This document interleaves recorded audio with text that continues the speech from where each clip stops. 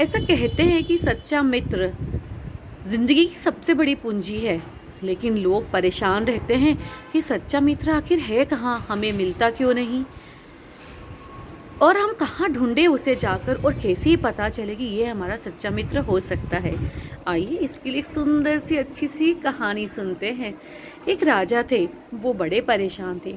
बहुत समृद्धि और संपन्नता उनके पास थी, लेकिन उन्हें हर कोई अपना दुश्मन नजर आता था। वो जहाँ देखते थे कहीं ना कहीं कुछ कमी उन्हें महसूस होती थी। और जहाँ किसी में अपना वो दोस्त दिखने लगता था तो वहाँ पे उन्हें लगता था कि नहीं, कुछ समय के बाद उन्हें ये महसूस होता था कि नहीं, ये मेरा अच्छा मित्र नहीं है, मैं फिर अकेला हूँ। क्योंकि इंसान है, इंसान के साथ स्वार्थ जुड़ा है, लालच जुड़ी है, भावनाएं जुड़ी हैं। बहुत परेशान रहने लगे, उन्हें बहुत अकेलापन महसूस होने लगा। उन्हें अपनी रानियों में भी अपना दोस्त कहीं नज़र नहीं आता था। फिर लोगों ने समझाया कि आप अपने बच्चों में अपना दोस्त ढूंढने की कोशिश कीजिए। उनने वो सब भी करके देखा, लेकिन बच्चों का भी जहाँ तक होता था उतना साथ देते थे। लेकिन हर वक्त ऐसा कोई दोस्त मिले कि जो हर दिन हर वक्त उनके साथ रहे, उनके लिए अच्छा सोचे, जब वो जैसा चाहे वैसा हो जाए, ऐसा तो उन्हें मिल ही नहीं रहा था। उनकी हालत खराब खराब और ख़राब होती चली गई, और वो थोड़े समय के लिए जंगल की ओर चले गए। सोचा थोड़ा समय प्रकृति के साथ बिताऊं, थोड़े समय अकेला रहना है तो थोड़ा समय मैं अपने हिसाब से बिताता हूँ, देखता हूँ शायद मुझे अच्छा लगे। ऐसा करते करते उन्हें रास्ते में ऋषि मुनि मिलते हैं। वो उनके आश्रम में जाता है।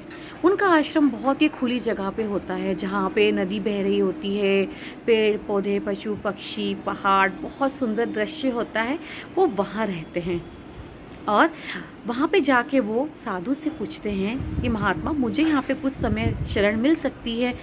साधु ने बोला, हाँ बिल्कुल, आप राजा हैं, ये आपका राज्य है, आप जहाँ चाहें जब तक चाहे यहाँ पे रुक सकते हैं। वो वहीं रुक जाते हैं। लेकिन संत उन्हें बोलते हैं, जो साधु वहाँ थे, कि आप मेरे पास नहीं आएंगे, मेरे प्रवचन और ज्ञान की बातें नहीं करेंगे। आप अपने हिसाब से एक कुटिया बनाएंगे, उसमें रहिएगा, और उसमें मैं कुछ पुस्तक आपको आपकी रुचि की दे रहा हूँ, वो रख देता हूँ। आपका खाना पानी भोजन सब वहाँ पे आपको मिल जाएगा। आप आराम से रहिए और वहाँ पे अपनी किताबें पढ़िए, और खाली समय में बस कुछ मत करिए, और बस ऐसे ही बैठे रहिएगा और सोचिएगा। राजा तो हतप्रभ रह गए।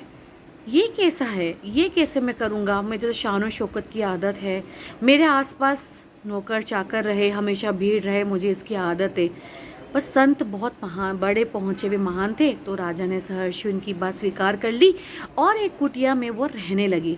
वहाँ पर उनकी कुछ रुचि की और कुछ मनोबल बढ़ाने वाली किताबें संत उन्हें पहले ही दे चुके थे, और वो वहाँ पर खान पान उनका सामान्य करते हुए अपनी ज़िंदगी जीने लगे। अब उन्हें ये कहा गया था कि जब उन्हें खाली समय मिले तो उन्हें बस ऐसे ही बैठना है, लेकिन आपको पता है खाली समय में ही हम अपने शौक को पता कर पाते हैं। जब राजा को खाली समय मिलता, राजा इधर घूमते उधर घूमते, प्रकृति के पास रहते, वहाँ समय बिताते और अपने शौक के बारे में सोचते कि इन शौक को तो मैं भूल ही चुका था। उनका मन करता कि वो हंसे बोले, खिलखिलाए, नाव में बैठे, जल क्रीड़ा करे, कुछ समय चुपचाप सूर्य को निहारते रहे, उनसे बातें करे। वो बोलते हैं कि ये तो मैं सब भूल ही गया था, और ये कहाँ छुपा था, और आज मुझे कितना अच्छा लग रहा है। ऐसा करते करते उनके दिन बीतने लगे, और उन्हें लगने लगा कि बस यही मेरी ज़िंदगी है। वो बहुत खुश रहने लगे। लेकिन फिर भी एक बात खटक रही थी उन्हें कि अब मैं अपनी बातें किससे करूं। मैं अभी भी हूं तो अकेला ही, मेरे दोस्त कहाँ हैं। ऐसा कहा जाता है कि दोस्त, तो वो संत के पास जाते हैं कि अब मैं क्या करूं, मुझे फिर भी अपना दोस्त तो नहीं मिला। तो संत ने बोला, कोई बात नहीं, आप कल सुबह आइएगा, आपको आपके सबसे अच्छे मित्र से मैं आपकी मुलाकात करवाऊंगा, सूरज की पहली किरण के साथ। राजा बोलते हैं, ठीक है, मैं कुछ समय और इंतज़ार करता हूँ। लेकिन इंतज़ार उनसे हो ही नहीं पा रहा था। उनका दिन निकल ही नहीं पा रहा था। रातें भी बस जागते हुए जैसे तैसे कटी। बिल्कुल किताबें पढ़ने लगे, कुछ ना कुछ बस उनकी जो शौक़ की चीज़ें करने लगे, कुछ लिखने लगे, और ऐसा करते करते उनका समय निकला। सुबह हुई और प्रातः काल के सारा नित्य कर्मों से निवृत्त होकर वो संत महात्मा के पास पहुँच गए। उन्होंने हाथ जोड़ के प्रणाम किया कि ऐसा कौन सा मित्र है जिससे आप मुझे मिलवाने वाले हैं, आप मुझे जल्दी मिलवाइए, क्योंकि मैं अभी तक नहीं समझ पाया और आपने इतनी जल्दी मेरे लिए ये व्यवस्था कैसे की। उन्होंने अपने हाथ में, संत ने एक चीज़ ली, उसके सामने एक पर्दा लगा हुआ था। उन्होंने बोला बस कुछ ही क्षणों में आपको आपका मित्र मिल जाएगा। राजा बड़े भौचक्के थे कि ऐसा कैसे हो रहा है, कहाँ है इंसान, मेरा मित्र कहाँ है, मुझे मिल ही नहीं रहा। थोड़ी ही देर में वो पर्दा हटाया गया और देखा तो राजा के सामने खुद राजा खड़े थे। तो संत महात्मा से बोला मेरा मित्र कहाँ है, ये तो मैं ही हूँ, कांच की में मेरा ही प्रतिबिंब दिखाई दे रहा है। तो संत ने बोला इससे अच्छा और क्या हो सकता है, आप ही खुद अपने मित्र है, इसे यहाँ वहाँ मत खोजिए, आप ही हैं आपके मित्र। और आपके मित्र कौन है? आपको किताबें पढ़ना अच्छा लगा, आपने प्रकृति के साथ समय बिताया, आपने अपने शौक को समझा, जाना, पहचाना और वो जिंदगी जी। यही है हमारे सच्चे मित्र, जो आपके साथ हमेशा रहते हैं, आपके बन के रहते हैं, आपको धर्म की राह पर चलना सिखाते हैं, सत्य की राह पर चलना सिखाते हैं। इसमें पूरी पारदर्शिता होती है और यही होता है एक सच्चे मित्र की सारी खूबियाँ, कि जो मित्र आपके लिए पारदर्शी होता है, बिल्कुल कांच की तरह प्रतिबिंब में आप जैसे वो आपको दिखाते, वो होता है आपका मित्र। तो राजा सुन के बड़े खुश हुए कि अरे हाँ, मैं ही हूँ खुद अपना मित्र, कब से खोज रहा था बाहर, लेकिन ये तो मैं ही था, मेरे ही अंदर था।